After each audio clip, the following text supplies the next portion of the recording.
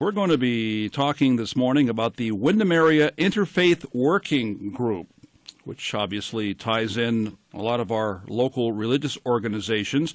I'm joined this morning by Rabbi Jeremy Schwartz from Temple B'nai Israel and Sheila Amdur, who's a member of that temple as well, and also Matt Emery from the Storrs Congregational Church to talk about this organization. Sheila, this is kind of your idea, the impression I get. Give a little background on what the Windham Area Interfaith Working Group is all about. Thanks, Wayne, so much for having us. It's great to see you again. It wasn't really my idea. It grew out of a human rights group that is called the Hochberg Committee, that's part of the temple, and we were originally formed to provide education about the Holocaust, but we've expanded because the whole issue of human rights is obviously so central to who we are as not as just a community, but a civilization. And we were very upset by the toxicity of what was going on a couple of years ago, maybe still going on, in relationship to the fear of the other, the fear of Muslims, the fear of immigrants. And we said, we have to do something about this. So I volunteered to pull together people from all kinds of different backgrounds in this community, Christian, Muslim, Jewish, people who don't have any faith affiliation but are also concerned about, who we are as a community. And so that was in June of 2016, and that's how we got going. We're not political. We don't talk about politics. We don't talk about anybody that's in office. We talk about what's happening here. Who are we as a community? How do we continue to make ourselves one of, I think, the nicest places to live? Matt, pick up on that, and what's the involvement of the Storrs Congregational Church? Thank you, Wayne. So the Storrs Congregational Church, of course, has been very involved with many initiatives and organizations around the community for many years. And when Temple B'nai Israel and the Hochberg Committee began gathering others, of course, I was already being approached by members of my congregation saying we need to get involved in this. And indeed, our congregation, just as much as Sheila was just saying, has been very deeply concerned about to use her word, toxicity of the civil discourse in particularly the last couple of years, although it goes back further than that. As a Christian, I think I feel particular responsibility for engaging in interfaith dialogue and interfaith understanding, because we as Christians in this country are in many ways responsible for the ways in which one faith tradition, Protestant Christianity, is such a dominant force in our culture. And so if we are going to foster understanding amongst religious communities, not to pretend that we're all the same, but to truly understand one another, we have to do our part as a culturally dominant force. And Jeremy, just talk about the involvement of Temple B'nai Israel. Is this an organization, the Windham Area Interfaith Working Group, that involves the entire congregation from the temple? Is it just the temple or the other organization? How do people get involved in it? Actually, before I say that, I want to give one other piece of credit to the interfaith world in our community. And I don't know that this project could have happened if there wasn't already the Windham Area Interfaith Ministry, if Wayne wasn't here. Because for years, the congregations have been getting together to support needy folks in our community. Since I've been here, so that's 18 years, just about now. It's amazing. I thought I was getting long at 7.5. Yeah. The clergy have been getting together, and so we have a structure. I won't say how long I've been around. We have a structure of of interfaith work and dialogue that we really built on. So so the Hochberg Committee and the Temple had a couple of actually panels, Christian, Muslim, Jew, talking about our religions, and at some point at the last one, the Muslims said, actually, we have to work together. We have to actually do something, not just have these panels. And that also, I think, was part of the inspiration. So how do people get involved? They self-select if that's their thing. But we do have quite so the working group, there's a group, a working group, and the people in the group are the people who want to work, and then there's a lot of people who come to the events. So we've done talks and lawn signs, the Love Your Neighbor lawn signs that you might have seen around town. So whoever, so there's a small self-select group who, from the temple, maybe there are 4 of us, I think. Yeah, right. Well, and if I can add to what Jeremy's saying, one thing that I've been encouraged by in observing the working group is the fact that it really is dominated by lay people. It's largely comprised of folks who are members of the various congregations and religious communities, and as Sheila said, others from around the community. There are some of us clergy who are involved at various levels, myself and Rabbi Jeremy and a few others, but it's largely a group made up of lay people, and that's always an encouraging sign that it's not just the professionals. I don't know when if people in our area realize how diverse we are as a community. We have 2 mosques. We have a mosque in North Windham, and we have a mosque on the Yukon campus. Ahmed Kogler, who is gone to work right now, but he's the co-chair with me of the working group, and he's with the North Windham Mosque.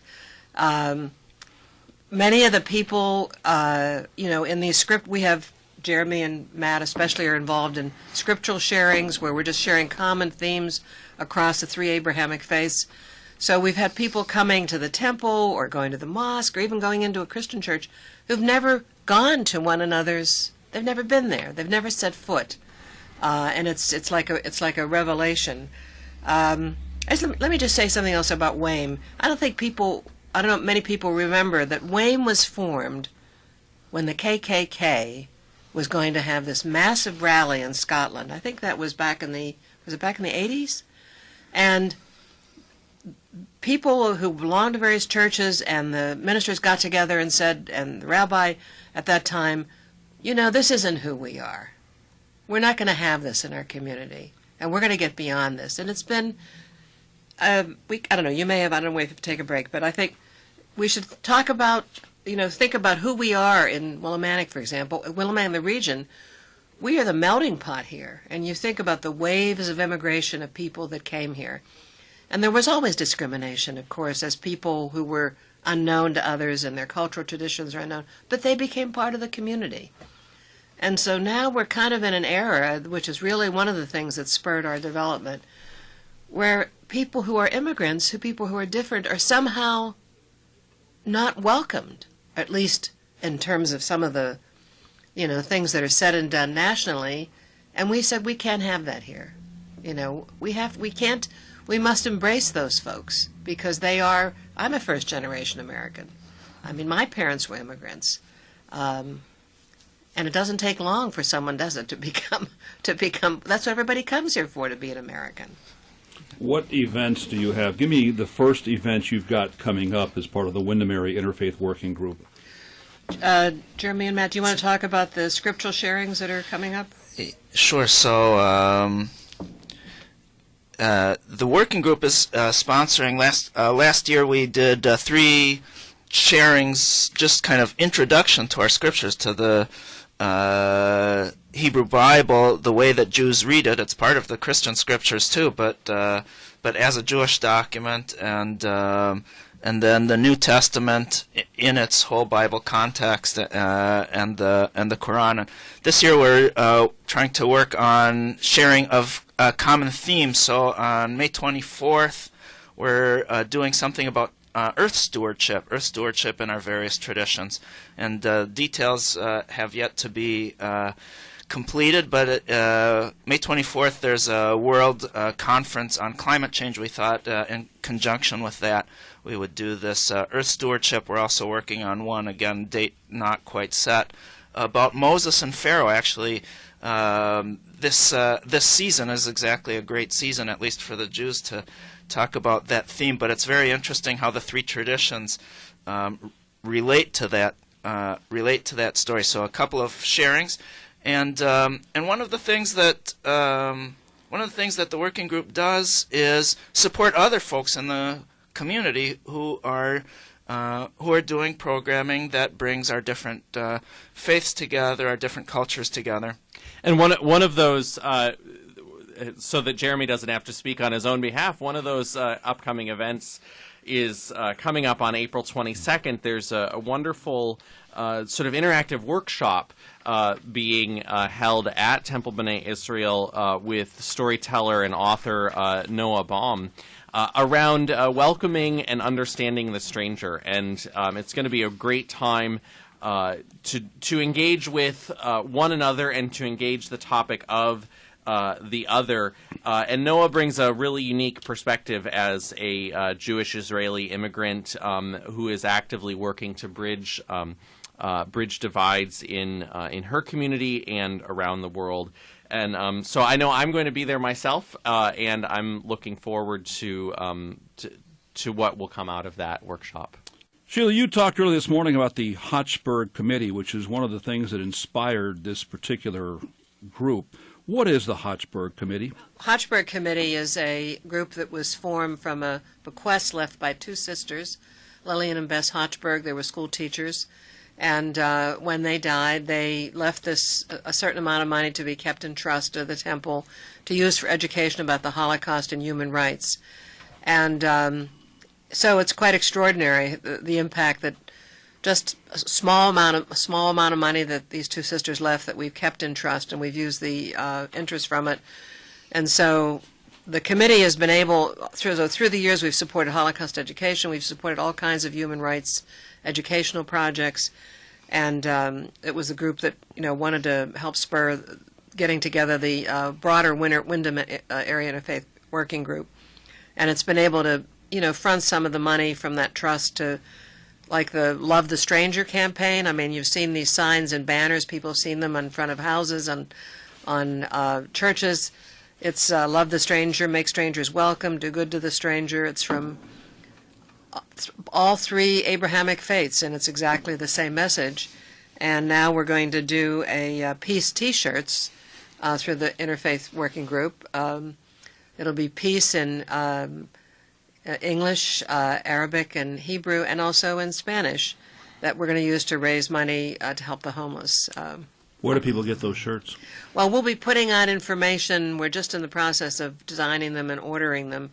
And we'll be putting out information. We're hopefully going to have someplace in one of the local merchants, I can't say because we haven't asked yet, where people can get them, or various churches will have them. And the signs and banners sold quickly. We think these will too. But these will reorder. We want to keep selling these to help the homeless. Matt, this organization ties together people from the three Abrahamic faith traditions, and it brings together people from the Jewish, Protestant, Catholic, and Muslim faiths. And I just wonder how positive an experience that has been. You're probably having people, for example, from your congregation, who might be talking with or learning about these other faiths they wouldn't have learned without this organization. Indeed, Wayne. One of the things that I was thinking about just yesterday was the fact that in this community we do have some history, as Sheila was speaking of earlier, of through WAME, the Windham Area Interfaith Ministry, and other organizations of our different faith traditions and communities working together on causes of charity and of other importance in our community. But one of the things that we haven't fully fostered and are now beginning to through the Windham Area Interfaith Working Group is, now that we are working together at some degree, how can we also begin to understand one another and our respective faith traditions? People in my congregation, I've got some very passionate members who just eat this sort of community building and crossing bridges of diversity. They just eat it up, and so it's been a very positive force in our congregation amongst all of the various things that we're involved with. Jeremy, what are some of the events the Temple runs as part of the Interfaith Working Group to try to reach across religious lines, or to go to the Protestant, the Catholic, the Muslim faiths? Yeah, I mean, one of the things recently, actually, that I think the working group has spurred us to, over the years, several times, confirmation classes have come to the temple, and somehow we've never reciprocated. Everyone says we want to be good and show our kids Jewish faith, and it's so important in the origins of Christianity. And finally, this year, I think because of the Interfaith Working Group, we took our religious school to Pastor Matt's church. And yeah, it was a great really great joy to welcome a wonderful group from the temple to our Sunday morning worship service back at the end of January, and I think I know we had a great time hosting. I hope they had a great time being there. Yeah. I mean, the kids spent a little bit of time in the service, and then they went out and did some bread baking and had a terrific time. I'm not sure how much they learned about Christianity through the bread baking, but there are two components to this kind of work always. One component is about learning about each other's faiths, including our differences. I mean, some people always want to say, well, we all teach love your neighbor, we all teach welcome the stranger. There's no real difference, but that's not completely respecting each other to not say, well, actually, you guys believe this and we believe that, and isn't that interesting? And we respect you with your difference. That's really important. But the other piece is just getting to know folks, saying, wow, I can go to a church, break bread with a bunch of Christian kids, and that's really, really fun. And for the adults who stayed in the worship also to see the similarities, see the differences. I think we really enjoyed that visit. You noted, Jeremy, on that day that the only other, or somebody from the temple noted that the only other times that they had been in a Christian worship service was when it was a funeral. Yeah. So it was a great joy to have you for something other than a funeral. Well, while we're on this in particular topic, does your group or do your congregations have anything relating to the similarities and differences between Good Friday and Easter and Passover, or taking it to another time of the year, Hanukkah and Christmas? We haven't yet. Yeah, we haven't yet. Did I just plant a seed? Maybe you have planted a seed. Indeed, that it is a great timing this week to have this conversation as this is Holy Week for Christians, Western Christians around the world, and Passover begins on Friday, as Jeremy and I were talking about before we went on the air, and we really have started these conversations about learning about one another's traditions just with the very basics of our various bodies of Scripture, as has been mentioned previously. But indeed, I think people are often so very intrigued by ritual and the various observances. And when we had the working groups session on Christian scriptures that we hosted at my congregation, it was we had great fun just looking at the worship space and talking about what happens where, and so I do think perhaps you've planted a seed that will be very engaging. But as part of that too, it's not just the Jewish and Christian, even though there's not a Muslim holiday that is in the Spring Festival area, but the seeing Moses as a great prophet is common across all three of the Abrahamic faiths. We mentioned Ahmed, who's the co-chair of the group and couldn't be with us this morning, who's active in the mosque here in North Windham, as well as the one in Storrs. He just had a baby boy, a son born in his family this year, and he named him Musa, which is the Arabic for Moses. He always says, Moses is my favorite character in the Quran. Yeah. Mm. Jeremy, I brought you in at Hanukkah to talk about what Hanukkah is all about. Well, here's Passover week, and this is a big deal for Jews around the world. Maybe you get a little summary of what Passover is all about and why it's so important. Oh, boy. So, Passover, I mean, people who know their biblical stories, Passover celebrates the Exodus from Egypt, the liberation of the Jews who were slaves to Pharaoh in Egypt, and it's so important both as a kind of founding story of the Jewish people, but mostly that founding story is a story of liberation. It's kind of quintessentially how our history works for us. We know that we were slaves, and we know that we've been oppressed, and we also know that freedom is possible, that liberation is possible, and one of the things that I look forward to as we do these conversations about the two holidays is how that story works in Christianity. Yeah, I was thinking as Jeremy was talking, the Passover story actually is a story that takes a pretty central role in Christian worship and Christian liturgy in the Holy Week time as well.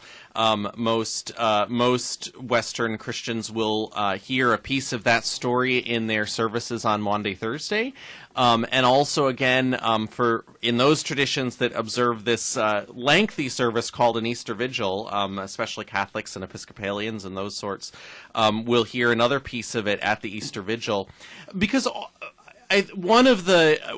Jeremy and I are in agreement on the fact that it is important to recognize our similarities, but also our differences as different faith traditions.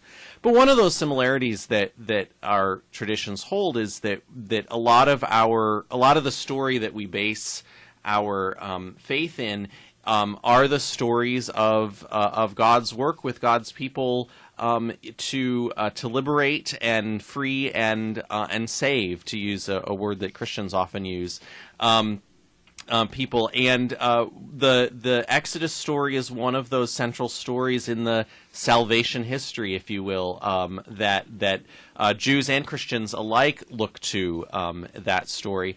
And it's the Exodus story in Christian tradition is especially important amongst our African American sisters and brothers. It's a really paradigmatic story for them that speaks to, in some ways, a universal human experience of being in bondage and slavery and being and experiencing liberation and freedom. Passover begins Friday at sundown. Sheila, what does Passover mean to you, and how will you celebrate? Oh, well, Booby goes to Bethesda. I'm going down. A little family trip down there? Yes, I go down. I spend it with, and sometimes they come here, but I'm going down with my son and his family. But Passover to me is it's family, but it really is the freedom. It's the freedom message that resonates, and it's so universal. And it's fun being with the kids at the Seder. I don't know if people know, you tell the story of Passover, you're reading, and with children you want to make it very interactive. Yes. I as much as the that surface level story about liberation and freedom and oppression are important in Passover, I'm also interested that it has other kind of layers of interpretation and depth, and I think that happens in Christianity too. I've always been interested in there's a folk song or a spiritual or something about, "Oh Mary, don't you weep, don't you mourn, Pharaoh's armies got drowned. Oh Mary, don't you weep." And so wow, I don't even know that one myself. Yeah. I could sing it. Yeah, and so like what's that about? Mary don't weep and Pharaoh's armies, because there's other things. That the victory over Pharaoh is also maybe a victory over sin or a victory over death, or, and all of or over whatever we're enslaved to insides, addictions. I mean, right? You can go in lots indeed, there are so many ways that these stories shape how we understand our lives, and how our lives shape how we understand the stories. And I think one of the things that we've talked about in with the working group's activities around scriptural sharing is the ways in which our different traditions have built upon and reinterpreted the stories. So it indeed is, as you've highlighted, Jeremy, the Passover story is used within Christianity as another sort of interpretive lens to talk about what Christians believe happened in the life and work of Jesus. And likewise, when we were at the North Windham Mosque, we heard about from Ahmed the various ways in which Muslims look at those stories that we hold in common, that we find in the Hebrew Scriptures, and the way that Muslims look to and understand those narratives about folks like Abraham and Moses and Jacob and all of that. And they're part of the Quran. And that those stories, those stories are found in Islamic scripture as well. This organization, which began back in 2016, so how has it grown, Sheila? And where do you see it going in the next 5 or 10 years? Well, we call it a working group because we're not incorporated. We came together around mutual concerns about our community's well-being, not really its spiritual well-being, but our well-being as a community, a welcoming community. So I don't know. I mean, we will stay together as long as people feel that there are issues we have to address. If you look at what's happening nationally, Wayne, and thank goodness it's not happening here, we're seeing each year now for the last 2 or 3 years more than a 50% increase, not just in anti-Semitic acts, but in acts against the Muslim community.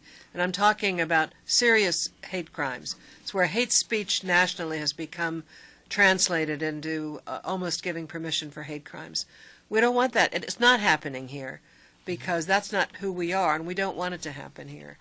So hopefully over time we won't have to be, having a working group, but or maybe we'll become more integrated into Wayne. But we'll see. Each year we'll just see.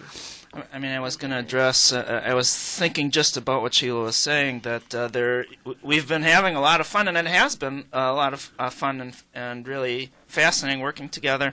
But there is a darker side to this, which is part of what brought us together.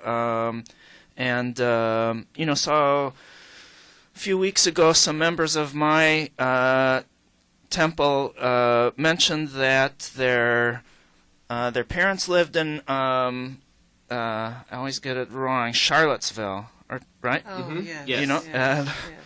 I want to say Charleston and Charlottesville, where those big neo-Nazi rallies were, and we're saying that the synagogue there is still kind of traumatized from it, and they want people to feel that they're not forgotten, that and so the working group heard about that and said, okay, well let's at least send them a note of support, and decided that we would reach out to any community that's traumatized by hate crimes, and we've started to have some discussions. What about what if something happens here, and how do we pre-organize so that we keep each other safe if there should be any threat to the mosque or to the synagogue?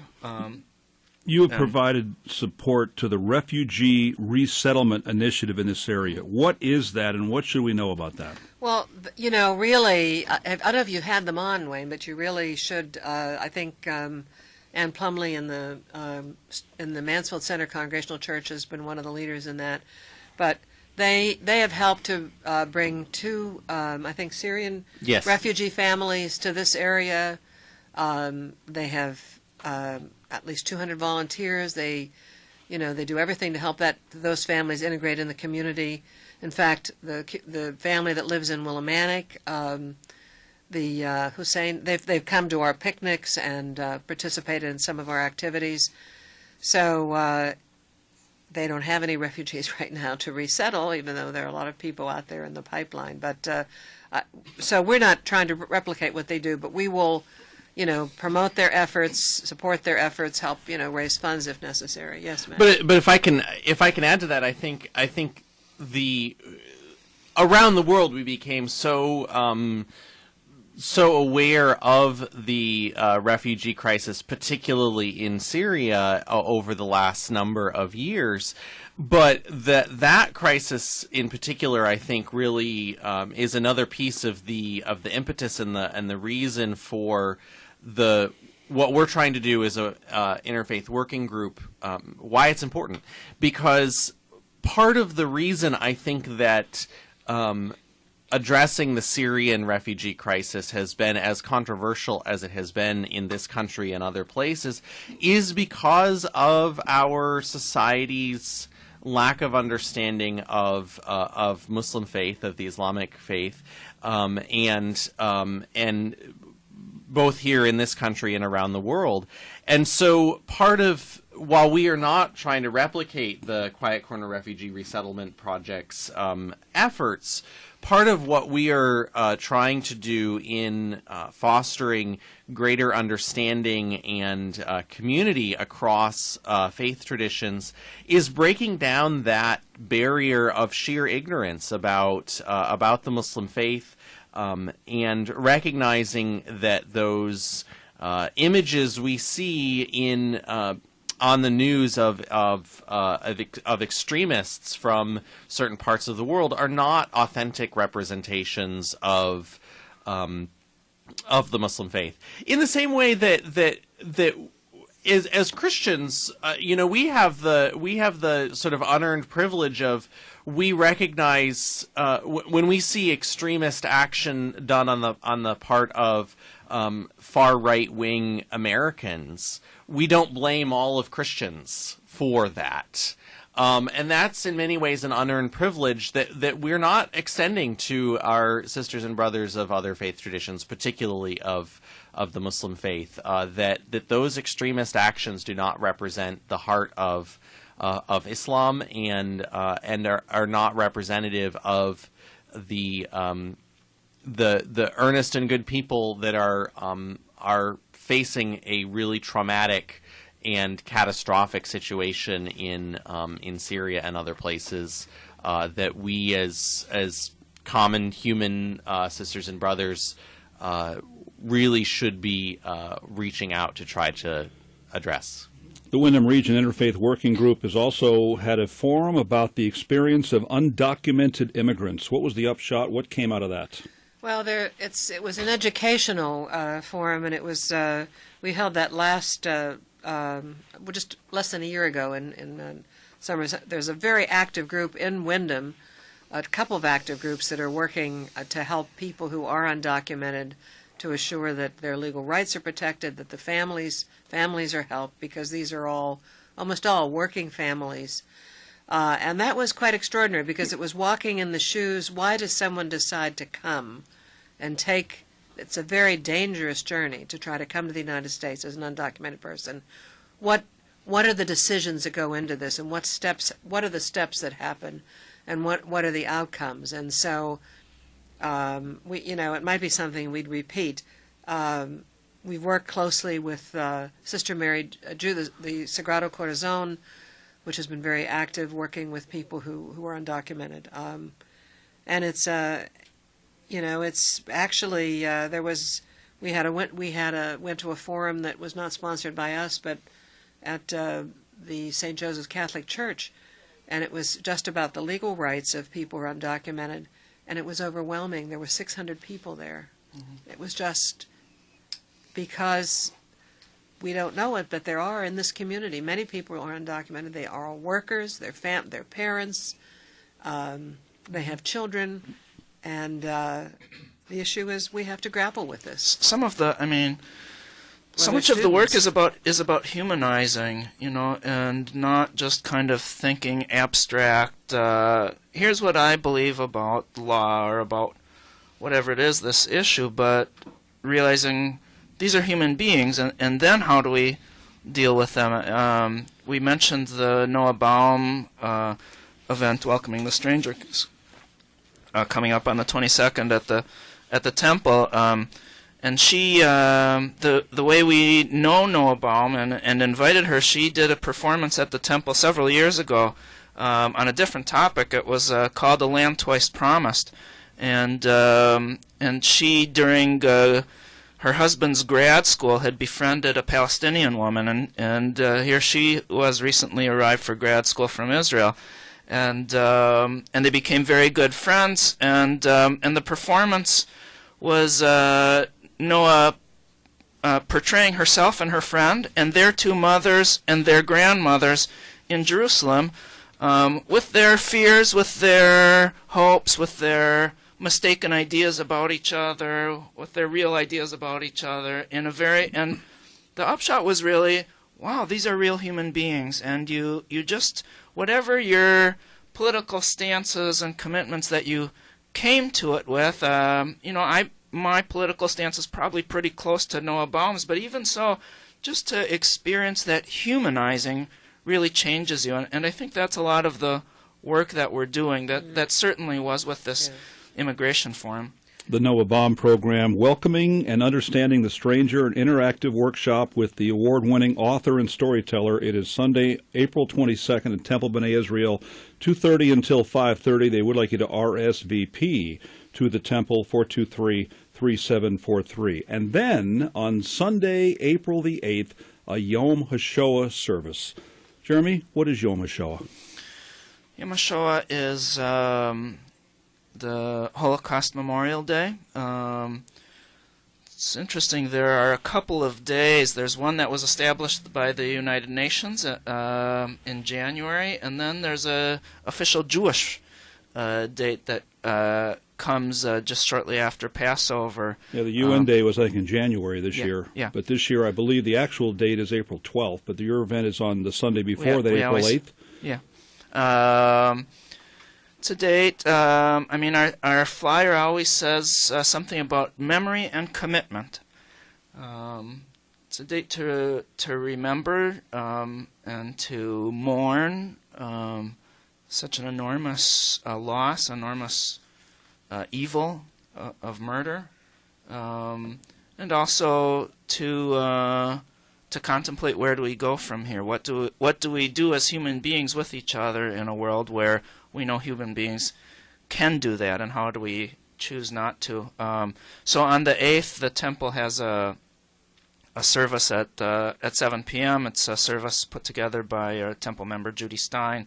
There's always a lot of folks actually from outside the temple, as well as temple members participating in the congregation, as well as in the service itself. And I would mention also, and I don't have with me the details about it, but Mansfield Middle School that weekend is putting on a performance of I Never Saw Another Butterfly, and I know that they're doing I think Friday and Saturday as well.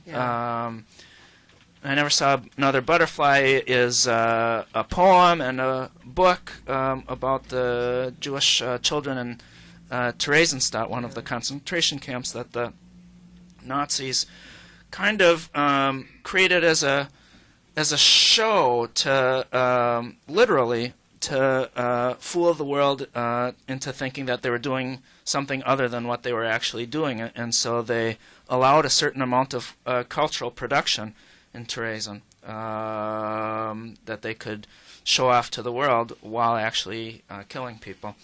I Never Saw Another Butterfly, a collection of works of art and poetry by Jewish children who lived in the concentration camp Theresienstadt. Am I close on that? This book is named after a poem by Pavel Friedman, a young man born in 1921 who was incarcerated at Theresienstadt and was later killed at Auschwitz. Where known, the fate of each young author is listed. Most died prior to the camp being liberated. That's powerful stuff. It is powerful. And so the middle school is doing a whole educational program about the Holocaust, and they'll be presenting that also that Yom HaShoah previous weekend. Sheila, if people would like to know more about and or join the Windham Region Interfaith Working Group, how do they get information? Well, there are a number of ways, Wayne. One is they can email me personally, SheilaBAmdur@gmail.com. We have open meetings. Our next meeting is Wednesday, April 4th, 6:45 p.m., Mansfield Baptist Church, 195. Or go to Facebook. Now, it's not the best Facebook site in the whole world since I have to do it, and I'm no... But we do have a Facebook site, www.facebook.com/Windham Interfaith Community. If you just put in Facebook Windham Interfaith Community, I think you'll get the site. But that'll give you up-to-date information. Well, I'm proud of the work that all of you are doing in this and the organization, the Windham Interfaith Group. the working group. That's Sheila Amdur, along with Rabbi Jeremy Schwartz from Temple B'nai Israel, and Matt Emery from the Storrs Congregational Church. Thank you very much for coming in this morning. Thank you, Wayne. so much, It's Wayne. really been a